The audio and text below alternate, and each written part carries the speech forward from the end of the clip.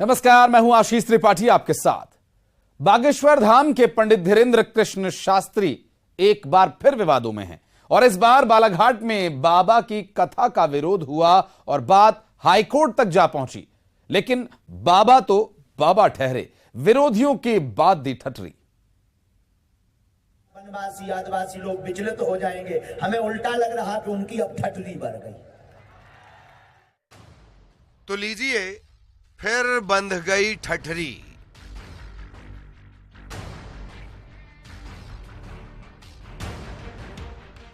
विरोधियों की ठठरी बंधने का ताजा मामला बालाघाट का है। परसवाड़ा के भादुकोटा में बाबा बागेश्वर की वनवासी रामकथा विवादों में आ गई। रामकथा रुकवाने के लिए यहां के आदिवासी संगठन हाईकोर्ट तक जा चुके। कहा गया कि जंगल में रामकथा का वाचन करने से वनवासियों के संस्कार और संस्कृति पर असर पड़ेगा, लेकिन हाईकोर्ट ने इस तर्क को स्वीकार नहीं किया और रामकथा पर रोक लगाने से इनकार कर दिया। उत्साह में बाबा बोले, लो बंध गई ठठरी।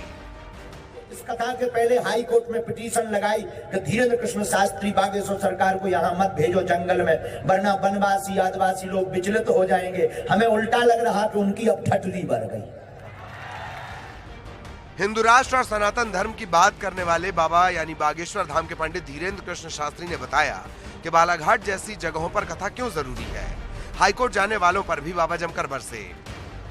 उन्हें लग रहा था कि रुक जाएगी, पर सच ये है विरोध करने वाले भी कुछ अंग्रेज ही हैं। लेकिन एक बात बोल रहे, धन्य है बालाघाट के पागलो, तुमने उनको जिस प्रकार तुम्हारे भगवान वीर बिरसा मुंडा जी ने अंग्रेजों को उखाड़ दिया, अब हमें लगता है फिर से जंगल से ही क्रांति उठेगी और भारत में रहने वाले हिंदू विरोधियों को तुम ही लोग उखाड़ पाओगे। बाबा ने वनवासियों के बीच हिंदू राष्ट्र की अलख जगाई, वनवासियों को उनके गौरव की याद दिलाई। बोले, आपके पूर्वजों ने जिस तरह भगवान राम का साथ दिया था, अब आपको हिंदू राष्ट्र का साथ देना है।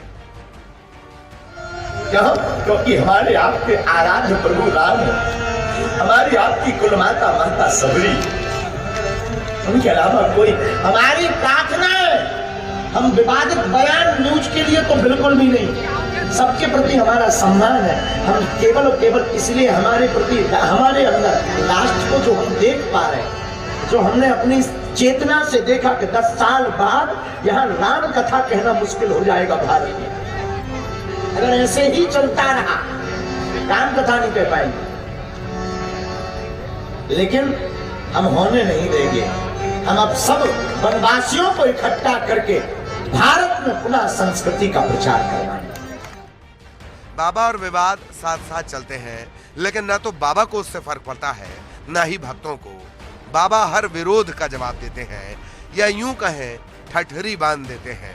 श्रीनिवास चौधरी, न्यूज़ 18, बालाघाट। हमें उल्टा लग रहा कि उनकी अब ठठरी बढ़ गई। तो कथा को लेकर जब भक्तों के बीच पंडित धीरेन्द्र कृष्ण शास्त्री पहुंचे तो उनसे कथा उन्हें सुनाने के साथ साथ संवाद किया कि आखिर कथा को रोका क्यों जा रहा है, क्यों हमें लोगों से नहीं मिलने दिया जा रहा है, ऐसी साजिश क्यों हो रही है। इसका सवाल का जवाब देते हुए पंडित धीरेन्द्र कृष्ण शास्त्री ने कहा कि अब तो इसका उल्टा ही लग रहा है कि जो लोग इसे रोकने का प्रयास कर रहे हैं उन्हें ही डर है, उन्हीं की ठठरी बंध गई। और पंडित धीरेन्द्र कृष्ण शास्त्री ने मंच से एक बार फिर राष्ट्र को लेकर बयान दिया। उनका यह कहना है कि अगर इसी तरह से चलता रहा, कथाओं का विरोध होता रहा, तो आने वाले समय में राम कथा कहना भी मुश्किल हो जाएगा।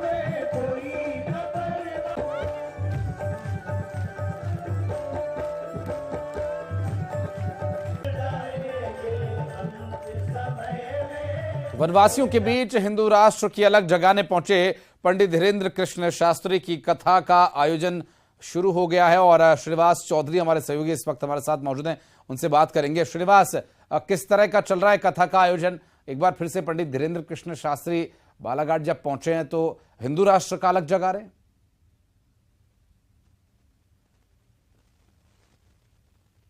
जी, आपको बता दूं कि बागेश्वर धाम पीठाधीश पंडित धीरेन्द्र कृष्ण शास्त्री का 2 दिवसीय दौरे पे बालाघाट पहुंचे, जहां पर वनवासी राम कथा का वाचन कर रहे हैं।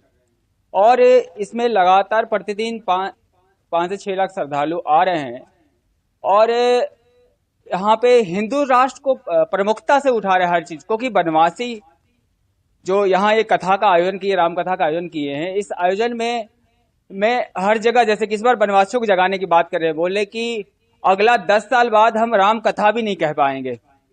इसके साथ ही साथ जो स्कूलों में जो पढ़ाई होती है उसमें भी इन्होंने कि रामायण, गीता और महाभारत के विषय को शामिल करने के लिए प्रमुखता से उठाया है इस बात को लेके।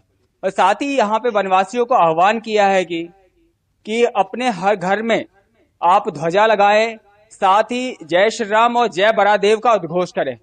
अब हिंदू राष्ट्र बनाने के लिए आपको सामने आना पड़ेगा और सहयोग की अपील भी इन्होंने किया है। साथ ही यहाँ पे जो धर्मांतरण की बात को भी इन्होंने प्रमुखता से उठाते हुए बोला है कि जो देखा जा रहा है यहाँ पे कि ईसाई मिशनरी द्वारा लगातार इस चीज को, हमको सनातनी धर्म को तोड़ने का प्रयास किया जा रहा है। जी बहुत शुक्रिया आपका इस पूरे मामले पर श्रीनिवास जानकारी देने के लिए। और बाबा की कथा जारी है और कुछ और दिन अभी ये चलेगी कथा, इस पर और डिटेल्स अपने दर्शकों तक पहुंचाएंगे। फिलहाल आपको बता दें कि एक बार फिर से हिंदू राष्ट्र की अलग मंच से, कथा के मंच से पंडित धीरेन्द्र कृष्ण शास्त्री ने जगाई है।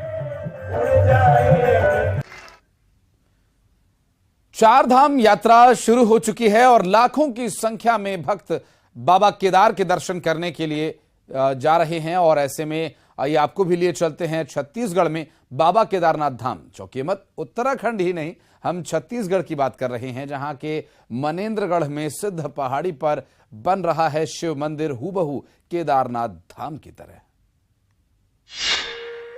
छत्तीसगढ़ में दिखेगी बाबा केदार की झलक। केदारनाथ धाम की तर्ज पर हो रहा मंदिर निर्माण। सिद्ध बाबा पहाड़ी पर 100 वर्ष पुराना शिवलिंग।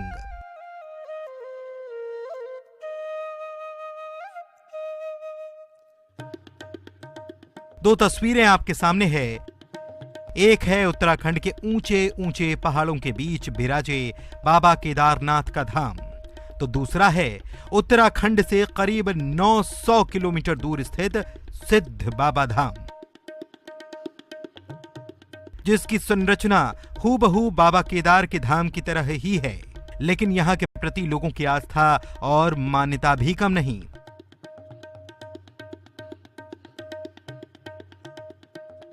करीब 1000 फीट ऊंची पहाड़ी, जिसे सिद्ध बाबा की पहाड़ी के नाम से जाना जाता है और माना जाता है, यहां भोलेनाथ का मंदिर है जो 117 साल पुराना है। इस मंदिर की स्थापना कोयला खदान में काम करने वाले मजदूरों ने मिलकर की थी। हालांकि तब यह स्थान काफी छोटा हुआ करता था, लेकिन तब से लेकर आज तक यहां के प्रति लोगों की जो आस्था और श्रद्धा है, उसमें दिनों दिन बढ़ोतरी ही हो रही है।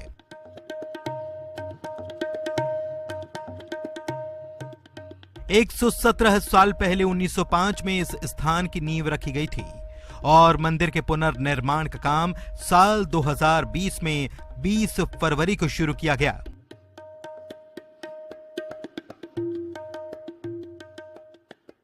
यहां निर्माण करा रहे लोगों ने तब तय किया कि इस स्थान को भी बाबा केदारनाथ के धाम की तरह ही तैयार कराया जाएगा, जिसके बाद अब ये मंदिर मूर्त रूप ले रहा है। छत्तीसगढ़ की पहचान अब केदारनाथ के तर्ज पर कोरिया जिले के अविभाजित कोरिया जिला एमसीवी में बना यह सिद्ध बाबा धाम, जो कि 1905 में इसकी स्थापना हुई थी, एक छोटे से मंदिर के रूप में स्थापना हुई थी। कालरी कर्मी जो यहाँ पे सबसे पहले 1905 में इसकी शुरुआत किए थे, जिसके बाद यह धाम आज जो 2023 में है लगातार अपनी प्रगति की ओर है। साथ ही आपको बता दूं कि ये 1905 से लेकर 113 सालों में इसकी दशा जो थी, अब जो है केदारनाथ के तर्ज पर लगभग 1,75,00,000 की लागत से इसका निर्माण कराया जा रहा है। लगभग 80% कार्य पूर्ण कर लिए गए हैं, जिसके बाद यह छत्तीसगढ़ की पहचान अब केदारनाथ के तर्ज पे जाना जाएगा। वहीं हमारे साथ कई श्रद्धालु पुजारी और जानकार हैं उनसे जानते हैं किस तरह से आप ये देखते हैं मंदिर है, लगातार इसकी चर्चा चलते आ रही है। पिछले 20 फरवरी 2020 से इसकी शुरुआत की गई निर्माण की, क्या सोच के शुरुआत की गई थी? इस जगह पर जो है ये प्राचीन समय का बना हुआ ये बहुत ही पुरातन शिव मंदिर है जो सिद्ध बाबा के नाम से जाना जाता है। और यहाँ पर सभी इस क्षेत्र के सभी समस्त लोगों का श्रद्धा यहाँ पर बनी हुई है और सबका श्रद्धा यहाँ पर देखने को मिलता है। अपने तन मन धन की सेवा से इस सेवा में लगे हुए हैं और हमारी समिति के द्वारा सुंदर इस भव्य मंदिर को निर्माण किया जा रहा है, जिसमें सभी नगरवासियों का, क्षेत्रवासियों का विशेष सहयोग है। और यहाँ मान्यता है कि किसी भी प्रकार की मन्नत अगर व्यक्ति लेकर के आए तो सिद्ध बाबा की कृपा से पूर्ण रूप से पूर्ण होता है। सबसे महत्वपूर्ण बात यह है कि केदारनाथ की तर्ज पर बन रहा है, क्या उसी नियम अनुसार यहाँ पूजा होता है? नहीं, अभी तो विधि विधान जो है, अभी जो पहले तो पूजा भी नहीं होता था प्राचीन समय में, जो भी भगवान को अर्पण कर दिया जाता था।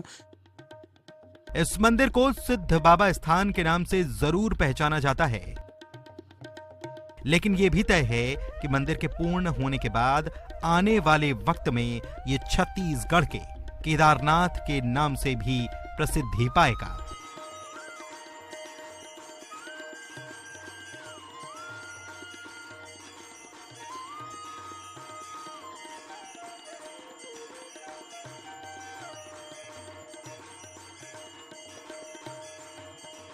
सुजीत शाह, न्यूज़ 18, मनेंद्रगढ़।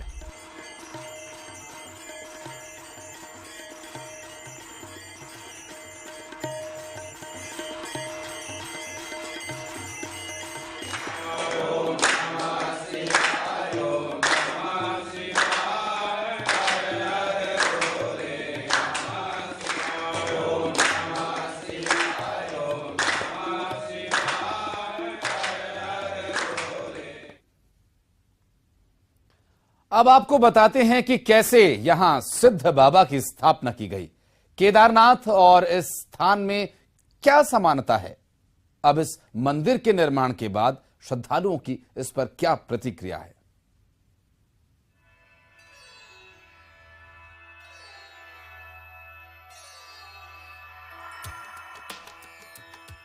स्थानीय लोगों की माने तो अंग्रेजों ने सन 1905 में कोलकाता की निजी कंपनी से कोयला उत्खनन के लिए यहां सर्वे कराया।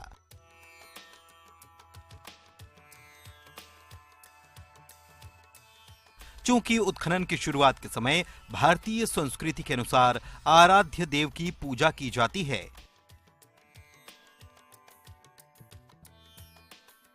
इसी मान्यता के अनुसार पहाड़ों में स्थित बाबा भोलेनाथ की मूर्ति की यहां पूजा के बाद स्थापना कर दी गई, जिसके बाद क्षेत्र में कोयला उत्खनन शुरू हुआ और तब से यहां पूजा पाठ की शुरुआत हुई।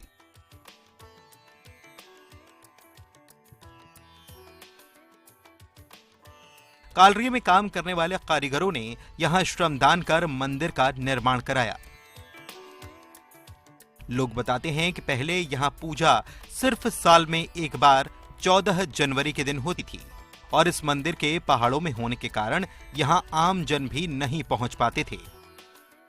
यहाँ पे देखते हैं कैसे किस तरह से इसकी शुरुआत शुरू से हुई थी। बता रहे समिति के पत्थरों से काट कर बनाया गया। इसकी तर्ज पर केदारनाथ की सोच कहाँ से आई? दरअसल ये जो मंदिर है क्षेत्र का काफ़ी कई साल पुरानी मंदिर है, जो लोगों के लिए धार्मिक स्थल का प्रायवाचक क्या था। इसका लोग यहाँ पहुँचना चाहते थे, ज़्यादा लोग धार्मिक स्थल पर पहुँचना चाहते हैं, लेकिन एक विडंबना थी कि इस मंदिर तक पहुँचने के लिए लोगों को एक आवागमन जो होना चाहिए, सुगम आवागमन, वो उनको मुहैया नहीं हो पा रहा था। लेकिन ये सिद्ध बाबा सेवा समिति जो आज के डेट में जो काम कर रही है पर, इनकी एक सोच थी कि कुछ ऐसा काम करें। और सबसे बड़ी बात ये मैं बताना चाहूँगा कि इस मंदिर का जो हालत थी, 100 साल पुरानी होने के नाते जो हालत थी बिल्कुल दयनीय हो चुकी थी। दरअसल ऊंची पहाड़ी पर होने के कारण इस मंदिर तक पहुंचने में भक्तों को काफी मशक्कत करनी पड़ती थी। न तो यहां पहुंचने के लिए रास्ता था और न ही यहां कोई और सुविधा।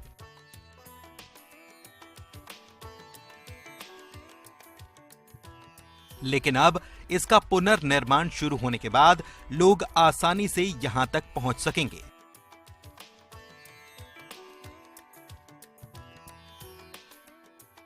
सिद्ध बाबा के भक्त इससे बेहद खुश हैं।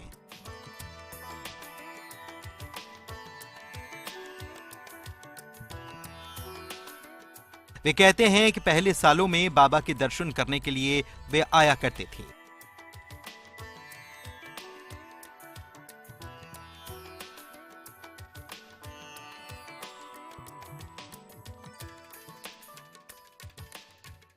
लेकिन अब रास्ता सुगम होने के कारण वे हर खास पर्व और मौके पर यहां दर्शन कर पाएंगे।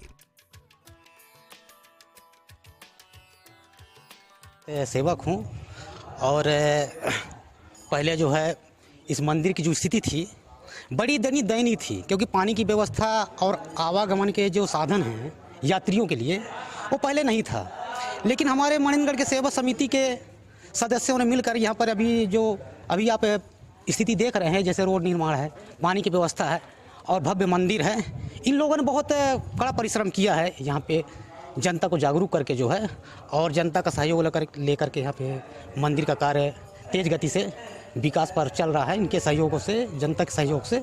हम लोग झगड़ा खांड से आए हैं मनिंद्रगढ़ में। यहाँ सुने थे कि सिद्ध बाबा एक मंदिर है, बहुत अच्छी मंदिर है, तो यही क्या बोलते हैं हम लोग घूमते हुए आए। और सोमवार को यहाँ महाआरती होती है, तो आज वही देखने आए थे, महाआरती में शामिल होने आए थे। यहां आने वाले लोग बताते हैं कि इस मंदिर में आकर उन्हें शांति और सुकून का एहसास होता है।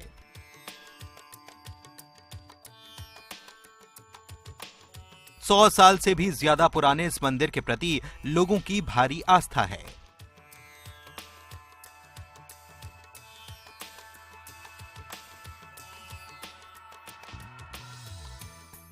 उनका मानना है कि सिद्ध बाबा महादेव उनके सारे कामों को सिद्ध करते हैं। मंदिर की मान्यता कितनी है इस बात से ही समझा जा सकता है कि स्थानीय विधायक गुलाब कमरो अपने दौरे की शुरुआत भी यहीं से दर्शन करने की बात करते हैं। हम तो हर सोमवार को यहाँ आते हैं आरती के लिए। जब से यहाँ पर आ रहे हैं इतना सुकून मिलता है, कभी भी जब भी आके बैठते हैं तो ऐसा लगता है जैसे जन्नत में आ गए हैं। बहुत ही अच्छा, सबसे बड़ा सौभाग्य तो हमारा ये है कि हम मनिंद्रगढ़ की भूमि में हैं। सबसे बड़ा सौभाग्य है। इतना अच्छा लगता है यहाँ पे। सब कुछ, जो भी परेशानी जो भी रहती है, सब कुछ हट जाता है मन से, और यहाँ बैठ के बहुत अपूर्व शांति मिलती है। और बाबा ने कैसे लोगों से किया है, अपनी ओर आकर्षित किया है ध्यान। नहीं तो लोग पहाड़ों से चढ़ के बड़ी मुश्किल से आते थे। जब हम आए तो बहुत पहले आए तो पता चला कि कोई बोल रहा हम 50 साल बाद आए हैं, ये रोड के कारण हम पहुँच सके। इतने उल्लास बुजुर्गों में था, बहुत ज़्यादा देखने को मिला कि वो इतने खुश थे। सबसे ज़्यादा बुजुर्ग खुश हैं। मंदिर की एक और खास बात है, और वो है यहाँ स्थित एक पेड़। जैसे प्रयागराज में जिस तरह से एक ही पेड़ की जड़ से 3 पौधे निकले हैं, उसी तरह यहाँ भी दुर्लभ संयोग से नीम, पीपल और बरगद का पेड़ एक ही जड़ से निकला है, जो कुदरत का करिश्मा कहा जा सकता है। मंदिर का निर्माण करीब 80% पूरा हो चुका है। यहाँ कुछ ऐसी व्यवस्था भी बनाई जा रही है ताकि 500 भक्त एक साथ बाबा के दर्शन कर सकें। खास बात यह भी है कि मंदिर के निर्माण के लिए ईंटें उत्तर प्रदेश से मंगवाई जा रही हैं, तो यहाँ लगने वाला मार्बल राजस्थान से मंगवाया गया है। मंदिर के पुनर्निर्माण का भूमि पूजन छत्तीसगढ़ विधानसभा अध्यक्ष चरण दास महंत ने किया था। अब जब मंदिर 80% बनकर तैयार हो चुका है, तो इंतजार इसके देवार्पण का हो रहा है। समिति के सदस्य कहते हैं कि आगामी मकर संक्रांति को मंदिर का देवार्पण किया जाएगा। मंदिर की लागत करीब 1.25 करोड़ रुपए आई है।